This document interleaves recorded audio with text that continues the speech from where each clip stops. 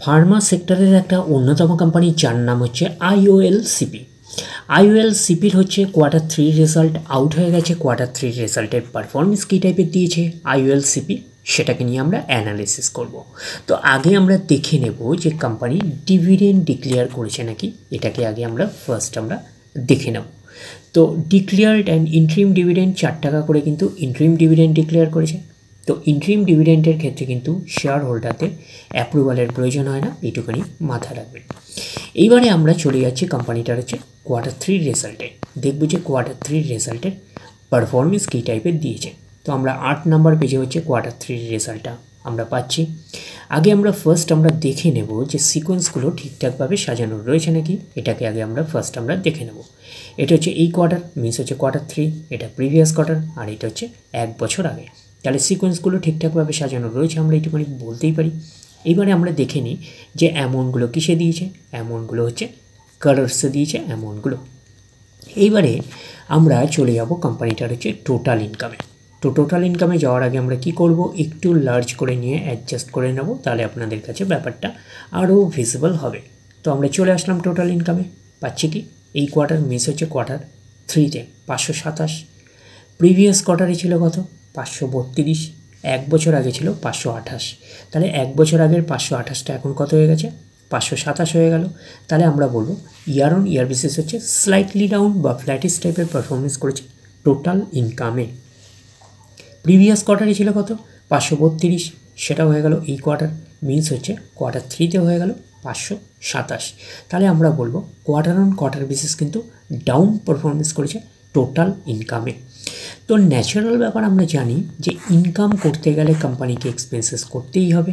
তো এখন দেখার বিষয় কোম্পানিটা ইনকাম করতে গিয়ে কতটা এক্সপেন্সেস করেছে। তো আমরা চলে আসলাম টোটাল এক্সপেন্সেসে। এই কোয়ার্টার মিস হচ্ছে Q3-তে 499, প্রিভিয়াস কোয়ার্টারে ছিল 506, 1 বছর আগে ছিল 496। তাহলে 1 বছর আগের 496টা এখন কত হয়ে গেছে 499। তাহলে আমরা বলবো ইয়ার অন ইয়ার বেসিস হচ্ছে স্লাইটলি জাম্প রয়েছে টোটাল এক্সপেন্সেসে। প্রিভিয়াস কোয়ার্টারে ছিল কত 506, সেটা হয়ে গেল এই কোয়ার্টার, মিনস হচ্ছে Q3-তে হয়ে গেল কত 499। তাহলে আমরা বলবো কোয়ার্টার অন কোয়ার্টার বেসিস কিন্তু স্লাইটলি ডাউন পারফরমেন্স করেছে টোটাল এক্সপেন্সেসে।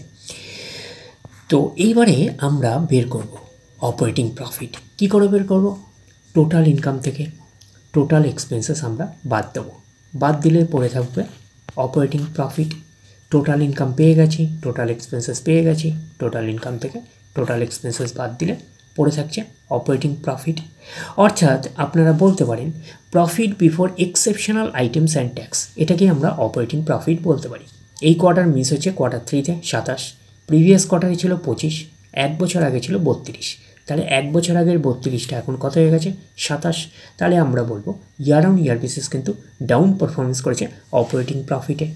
প্রিভিয়াস কোয়ার্টারে ছিল কত 25, সেটা হয়ে গেল এই কোয়ার্টার, মিনস হচ্ছে Q3-তে হয়ে গেল কত 27। তাহলে আমরা বলবো কোয়ার্টার অন কোয়ার্টার বেসিস কিন্তু জাম্প রয়েছে অপারেটিং প্রফিটে। তো অপারেটিং প্রফিটটাই নিশ্চয়ই কোম্পানির মেন প্রফিট নয়। তারপরে কি করতে হবে, গভর্নমেন্টকে ট্যাক্স পে করতে হবে। গভর্নমেন্টকে ট্যাক্স পে করার পরে কোম্পানির কাছে যেটা পড়ে থাকবে সেটা কোম্পানির ফাইনাল প্রফিট বা নেট প্রফিট হিসাবে আমরা কনসিডার করতেই পারি। তো প্রফিট ফর দ্য পিরিয়ড, এটাকে আমরা নেট প্রফিট বলতে পারি, এটাকে আমরা ফাইনাল প্রফিট বলতে পারি। এই কোয়ার্টার মিস হচ্ছে Q3-তে 20, প্রিভিয়াস কোয়ার্টারে ছিল 19, 1 বছর আগে ছিল 23। তাহলে 1 বছর আগের 23টা এখন কত হয়ে গেছে 20 হয়ে গেছে। তাহলে আমরা বলবো ইয়ার অন ইয়ার বেসিস কিন্তু ডাউন পারফরমেন্স করেছে নেট প্রফিটে। প্রিভিয়াস কোয়ার্টারে ছিল কত 19, সেটা হয়ে গেল এই কোয়ার্টার, মিনস হচ্ছে Q3-তে হয়ে গেল কত 20। তাহলে আমরা বলবো কোয়ার্টার অন কোয়ার্টার বেসিস কিন্তু স্লাইটলি জাম্প রয়েছে নেট প্রফিটে। এইবারে আমরা চলে যাব কোম্পানিটার হচ্ছে ইপিএসে অর্থাৎ আর্নিং পার শেয়ারে। তো আমরা চলে আসলাম ইপিএসে অর্থাৎ আর্নিং পার শেয়ারে। এই কোয়ার্টার মিস হচ্ছে Q3-তে কত আছে 3.50, প্রিভিয়াস কোয়ার্টারে ছিল 3.26, 1 বছর আগে ছিল 3.93। তাহলে 1 বছর আগে 3.93টা এখন কত হয়ে গেছে 3.50। তাহলে আমরা বলবো ইয়ার অন ইয়ার বেসিস কিন্তু ডাউন পারফরমেন্স করেছে ইপিএসে অর্থাৎ আর্নিং পার শেয়ারে। প্রিভিয়াস কোয়ার্টারে ছিল কত 3.26, সেটা হয়ে গেল এই কোয়ার্টার মিস হচ্ছে Q3-তে হয়ে গেল কত 3.50। তাহলে আমরা বলবো কোয়ার্টার অন কোয়ার্টার বেসিস কিন্তু জাম্প রয়েছে ইপিএসে অর্থাৎ আর্নিং পার শেয়ারে।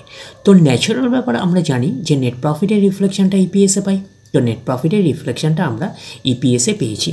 তো ওভারঅল কনক্লুশন হিসাবে আমরা কি পেয়েছি, তো ওভারঅল কনক্লুশন হিসাবে আমরা নেট প্রফিটের ক্ষেত্রে পেয়েছিলাম ইয়ার অন ইয়ার বেসিস হচ্ছে ডাউন পারফরমেন্স করেছে, but quarter on quarter basis কিন্তু স্লাইটলি জাম্প রয়েছে নেট প্রফিটে।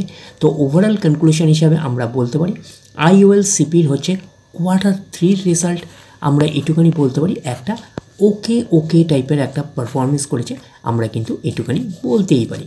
তাহলে ওভারঅল ভিউটা আপনাদের কাছে ক্লিয়ার। তাহলে এই অবধি, নেক্সট ভিডিওতে আবার আপনাদের সাথে আমার দেখা হচ্ছে। ধন্যবাদ।